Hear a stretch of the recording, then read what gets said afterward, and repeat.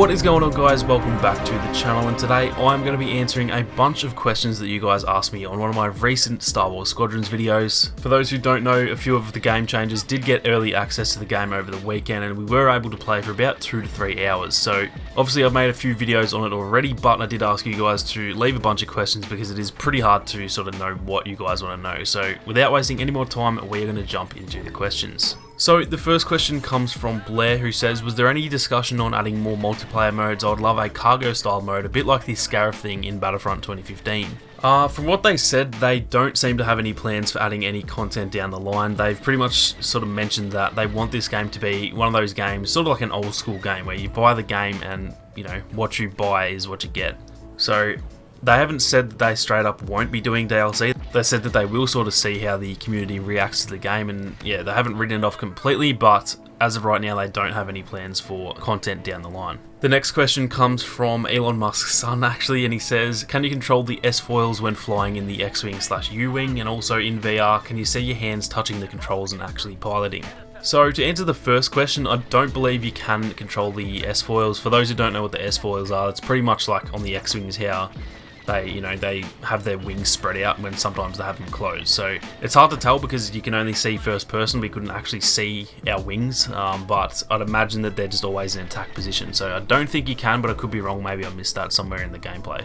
As for the second question, unfortunately we didn't get to play the VR version. The build that we played, they said that VR wasn't quite ready yet. So I'm not too sure about that one, but I know that you can look around inside the cockpit when you are playing VR. So I'd assume you can see your hands, and there is actually, even just playing the regular mode, there is actually just, certain animations when you press certain buttons. So I'm going to guess that's a yes, but unfortunately we didn't get to test the VR, so I'm not 100% certain. The next question comes from Buckling Swashes, who says, quick question, any idea if there's a Chiss customization for the Empire? From what we saw, there was actually no alien races for the Empire, obviously staying true to canon. We all know that Imperials just aren't really too fond of alien races, so there was only humans for the Imperials, and then obviously for the Rebels there was alien species. But they did confirm that like what we saw wasn't everything that would be in the customization, so I'm not too sure. I don't think there will be any Chiss because technically Thrawn is like the only Chiss that we see in the Empire anyway. But yeah, I'm not 100% sure. They may add some alien races into there in the final game, but I would imagine just staying true to canon that they probably will just keep them humans for the Imperials. The next question comes from my man Simon, who says, with those power bars, the engines, lasers and shields, so he's talking about the power management system here, how quickly can you change from one setting to another? Is there a cooldown / delay for it? And then once you press the button to change to the different setting, are the changes immediate, or is there a slight delay / charge time to, say, increase your shields? So it is pretty much immediate. As soon as you press that button, it will sort of switch the power to that system that you chose. So, you know, say you're wanting to go faster, if you switch to the engines, it will pretty much be immediate. There was a very, very slight delay, like half a second, but honestly that could have even been lag because we were playing on American servers. But yeah, there's no like delay. It's not like you can change to the engines and then once you do that you have to wait 5 seconds to change back. You can literally just cycle through them as much as you want. As for whether the changes are actually immediate, they are immediate too. So once you change to the engines, you can start moving faster pretty much straight away. The only thing is that like if you change to the engines, it will, in terms of your boost, and same with the lasers, if you change to the lasers, it does take a little bit longer to actually sort of like recharge that ability, but yeah, it does. As soon as you press the button, it starts putting that into action. The next question comes from me boy Alice, who says, was there any questions asked about how long the campaign is? So a few of us did actually ask this question in the Q&A section to Ian Fraser. So for those who don't know who Ian Fraser is, he's essentially like the Dennis Brandvold of this game. He's, I think, the design director is his title. And yeah, a few of us did ask him about the length, and he was very vague on it, but he did mention that it will differ a lot for different people depending on how you play. So he pretty much mentioned like there is side missions to do, and there's also pretty much like optional objectives within the mission. So maybe you need to go and attack, a Star Destroyer, but maybe there's a little frigate off to the side of the map and you can optionally go and, kill that frigate, and you might unlock a new component for your starfighter in the campaign or something like that. So they didn't really mention how long it would be. My guess is probably 5 to 10 hours, honestly. But yeah, he pretty much said depending on how you play, it will vary a fair bit. The next question comes from Tom Milburn, who says, what is the pre-match planning like? Is it immersive or is it all just cutscenes? So there's no cutscenes in it really, other than like when you're loading into the actual match, but in the sort of pre-round thing, you are just pretty much essentially standing around a holo table. I don't think that you can actually walk around, which is kind of, I was kind of bummed that you couldn't walk around, but yeah, I would say it's slightly immersive. It's nothing groundbreaking. It's pretty cool to stand there with your squad mates and sort of look around and, you know, see the inside of the Mon Calamari and stuff like that. But yeah, it wasn't like some super immersive experience anyway. The next question comes from Rylan, who says, how detailed / complex is the customization? So I'll try and pop some up on screen for you guys. The customization of your character was actually a lot more than I thought it would be, considering you can't really see your character other than on the end screen. There's pretty much the choice of your face, or essentially you can choose the race in that as well. There's then the helmets, there's then like a jumpsuit sort of section. Then there's also like a section for both top and bottoms. So you can either run like the Rebel jumpsuit, for example, or you can just choose your own like jacket and pants, for example. And you can even choose your gloves as well. It's pretty in-depth compared to what I thought it would be. And like I said earlier, the other thing was that they pretty much confirmed that what we were seeing in our build wasn't everything as well. So we thought it was pretty impressive, and yeah, they've pretty much confirmed that there will be more. As for the starfighter customization, the customization of your like actual components, so for example the lasers in your hull and all that kind of thing, that was really solid. There's pretty much like, I think there's 7 components you can choose, and then in like each of those categories there's probably 6 or 7 minimum different components that you can choose from. So customizing your actual starfighter and how it plays is really good. The customization of your starfighter in terms of like aesthetics, it was pretty decent. It was nothing groundbreaking. It's pretty much just like your, I guess you would say, the camo or the skin on the starfighter, as well as a few decals, and then inside the cockpit is mostly where it's at with like the bobbleheads and stuff like that. So it was pretty solid for the starfighters in terms of aesthetics, but it wasn't anything groundbreaking either. The next question comes from James Draper, who says, it seems kind of slow. Are there any sensitivity settings? Now, I actually completely agree with it looking slow. I've actually watched a bunch of my gameplay back, as well as a lot of the other game changes, and watching it back compared to playing it, it actually does look very slow, and I can imagine that if you haven't played it, it actually probably looks pretty boring, to be honest. What I will say about it looking slow is that when you're actually playing, because of the power management system, in the gameplay you're watching, it kind of just looks like you're turning around and shooting, but when you're actually playing, there's always something to be focusing on. You've always got to be changing to your engines and then switching back to your shields and stuff like that. So it didn't at all feel slow. It did feel slower than, say, Starfighter Assault, and it does feel slow in terms of like, the movement and stuff like that, but it doesn't feel slow to the point where it's like a boring game. It was actually really enjoyable the whole way through. So yeah, it probably does look a little bit slow watching, but once you get your hands on it, you'll kind of understand what I mean. Now, as for the sensitivity settings, there are sensitivity settings, but honestly, I'm not too sure what they do, because Ian confirmed to us that changing your sensitivity doesn't really change how fast you turn, which that's kind of what I mean. I don't know what that means, but he pretty much explained it that your starfighter is capped to a certain turning speed. So obviously if you turn your sensitivity to 100, you can't just spin in circles. There's only a certain sort of speed that you can turn, no matter how high you change your sensitivity. So there was sensitivity settings in there. I did try and play around, but honestly it didn't feel like it changed anything for me. It really just does come down to the starfighter that you're playing. If you're playing in, say, an interceptor, it might be different because they do turn quicker, but if you're in a bomber, I don't imagine that the sensitivity really will make much of a difference at all. The next question comes from Wounded Wookie, who says, do the ships feel different enough from each other, or is it more or less different health and damage, etc.? So they really do feel different. Obviously in Starfighter Assault, not to keep comparing it to Starfighter Assault, but really that's probably the best comparison we have, and I'm sure a lot of you guys have played that. In Starfighter Assault, most of them do feel pretty similar. Like obviously the bombers are slower than the interceptors, for example, but they're all pretty similar. Whereas in this game, like the interceptors are really fast, whereas the bombers are like really slow and they turn really slowly and stuff like that. So in terms of maneuverability, they do feel really different, and then also like their abilities and stuff like that, they do feel very different. And even the difference between, like, say, a TIE fighter and an X-Wing, they're actually technically in the same class, but even they feel very different. TIE fighters don't have shields and X-Wings do, for example, so yeah, they are very different.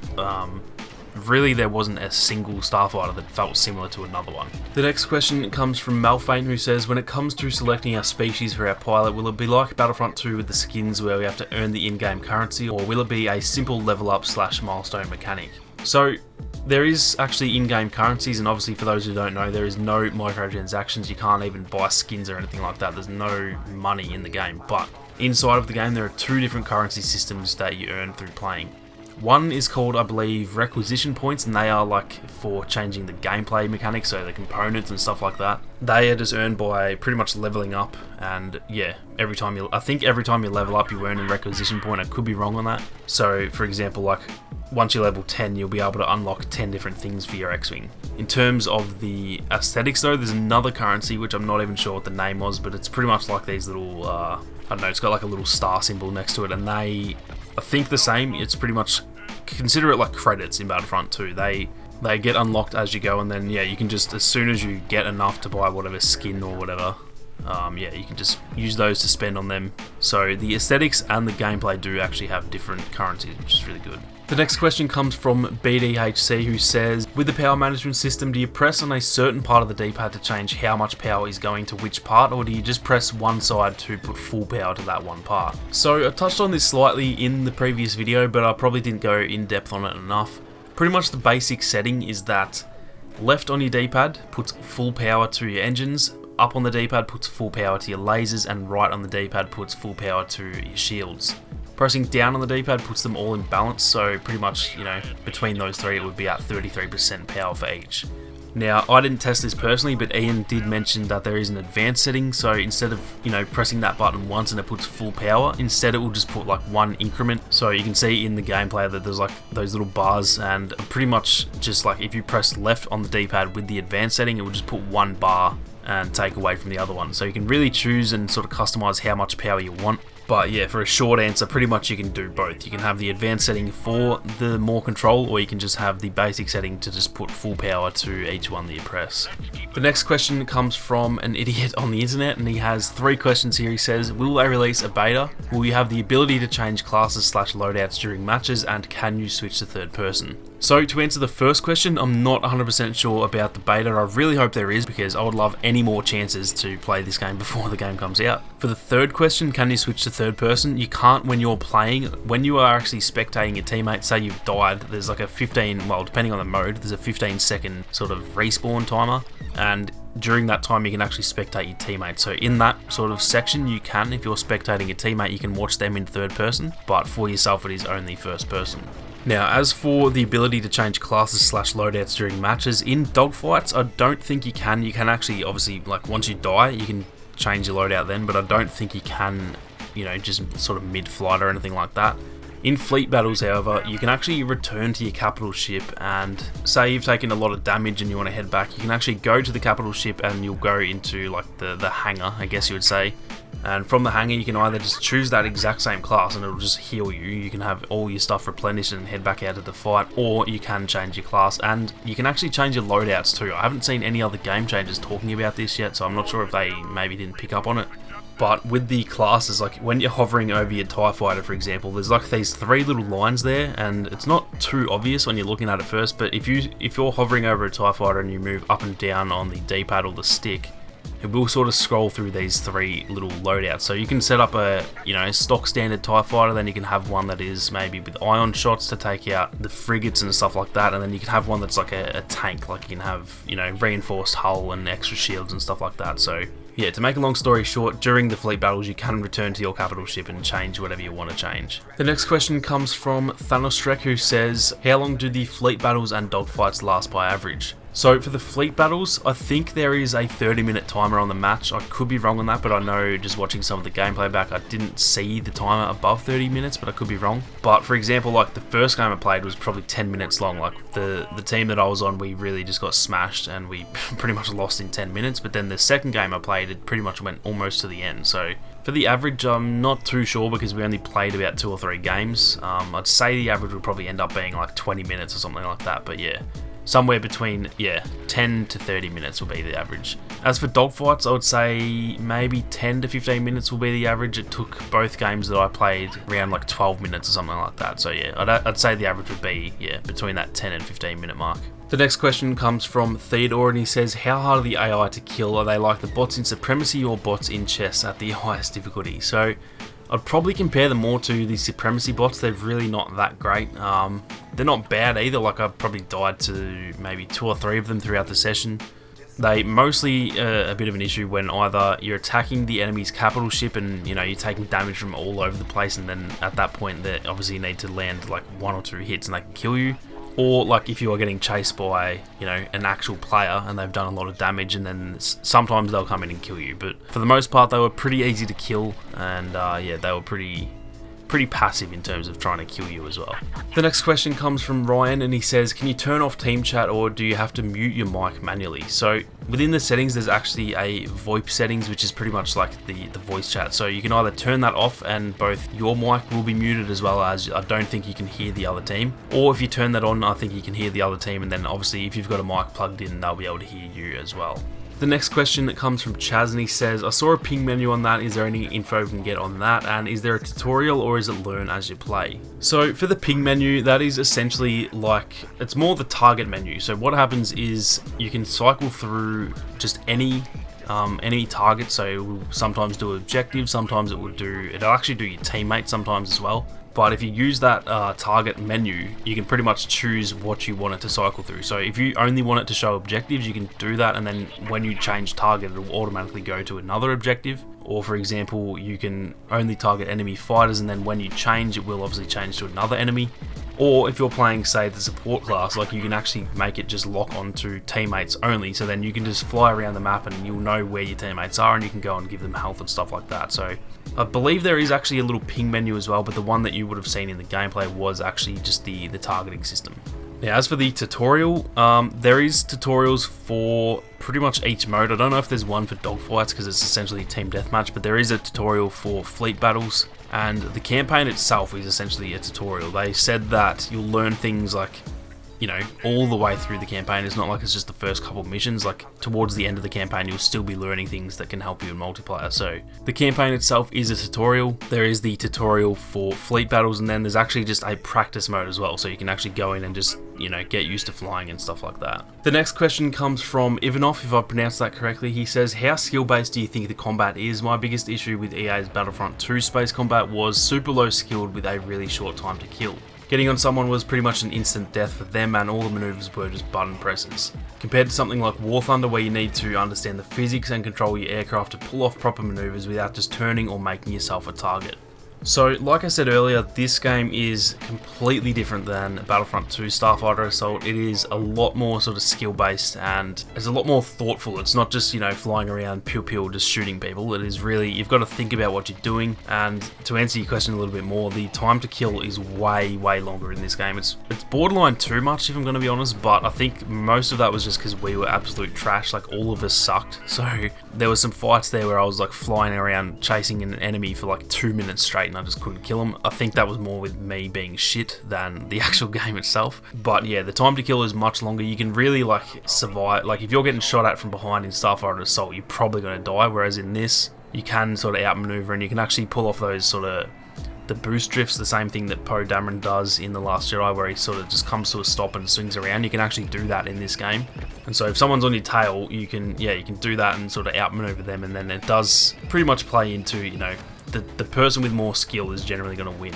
The other thing is there is actually a ranking system as well, so I'm not too sure how it's going to work, but say games like Rocket League or Rainbow Six Siege, for example, they've got like divisions, and I'm assuming that's how it's going to be in this one. There's actually 10 ranking matches at the when you first open the game, and so the other thing is that I don't think you're going to get matched up with like lesser players or really higher players. I think it's going to be pretty evenly matched, and if you're really, really good at the game, you'll get matched with the really good players, and if you're absolute trash like me, you'll probably get matched with some other trash players as well. The next question comes from Epic Gamers Fail with a hard-hitting question here, and he says, do you feel like it's something that will last for a while or die soon after release, especially with no content being added after release? If I'm going to be completely honest, I am very worried about the longevity of this game. Like I said, they don't really have any plans for DLC, and so if I'm going to be honest, with I think 6 maps, 2 game modes and 4 classes, technically 8 starfighters, I don't think this game will last very long in terms of, it's not going to be Battlefront 2 where it's lasted like 3 years and there's still heaps of people playing. I don't think it will last that long. With that being said, they haven't confirmed that they won't add DLC like I mentioned earlier, so if if it sells really well and everyone's sort of crying out for DLC, they may add some down the line, and if that is the case, if we do get DLC, I think the game will last for a very long time, because it's going to be a pretty competitive game, and it seems from what I experienced, it was a very solid core game. So yeah, if we do get DLC, I think it could last for years, honestly, but without DLC, I honestly don't see this game lasting more than about 12 months, to be honest. And with the very last question of the video from More Plays, he says, do you think this is a completed game as they are claiming? Now, this is a very, very good question, and it is completely subjective. It is very similar to the one that I just answered. If I'm going to be honest, for the price of the game, I can see it being a full game, but for, comparing it to games these days, I don't know, I do feel like there's not much to this game. It's a very small game, and that seems to be what they're going for, so at least they sort of know that, and they've made it cheaper, and it's not like they're claiming this to be some huge game and then they're like ripping us off or something. It does seem to be what they wanted it to be, so from one angle you could look at it like that this is what they've wanted. They wanted a bit of a smaller game that you just, you buy and then you play it. But if I'm going to be honest, I just think in this day and age, a multiplayer game should not have, this small amount of content. Now, what we got in the game, at least from what I've experienced anyway, it is a very, very solid core game. The gameplay is really great. It's really immersive. The graphics are pretty decent, all that kind of thing. And the game modes that we got, like Fleet Battles, is really solid, and Dogfights just, it's nothing special, but it is still pretty fun. Everything that we got is solid, but I don't know if it's enough content on launch to actually say that this is a complete game. With that being said, like I mentioned, it is half the price of a normal game, so they've obviously accounted for that, and because of that I will say yes, I do think it is the complete game that they are, sort of promoting. But if you're going to compare it to like pretty much any other multiplayer game that at least that I've played in the last 10 years, it's probably got the least amount of content. So it's really a subjective answer, but I guess for the price of the game, it's, we're sort of getting, I do think we're getting what we, are paying for, if that makes sense. But that is going to do it for all of the questions, guys. Thank you all very much for leaving those questions. This was actually a lot of fun to sit here and answer. A few days probably before you will be watching this, I will have done a live stream answering a few more. But if you did miss that, I'm actually going to be putting some of those in the stream highlights coming up probably exactly a week after this video, actually. So if you do want to see some more sort of Q&A stuff, then keep your eyes peeled for that stream highlights. There'll also be just a bunch of funny moments in there as well. And then leading up to the game, like it's only actually about just over 2 months now, I think, until it launches. So leading up to the game, I'm going to be making a lot of content on the game, and then obviously once it drops, there'll be a lot of content as well. So if you do enjoy the Squadron stuff, be sure to leave a like down below and subscribe to the channel if you are new. But with that out of the way, thank you guys very much for watching, and I'll catch you guys in the next one.